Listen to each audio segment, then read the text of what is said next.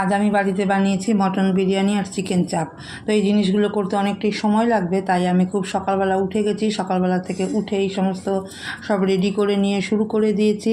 আর এদিকে দেখো সব পরপর একটা একটা করে করে নিয়েছি।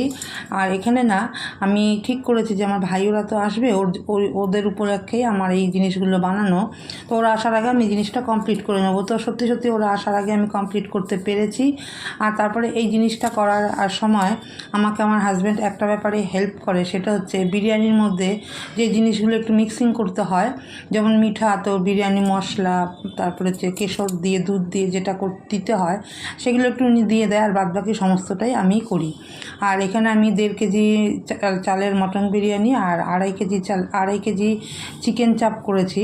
তো ওরা আসার আগে আমি তো রেডি করে নিতে পেরেছি। আর রেডি করে নিয়ে একদম টাইম মতন ওদেরকে আমি গরম গরম মটন বিরিয়ানি আর চিকেন চাপ সার্ভ করে দিই।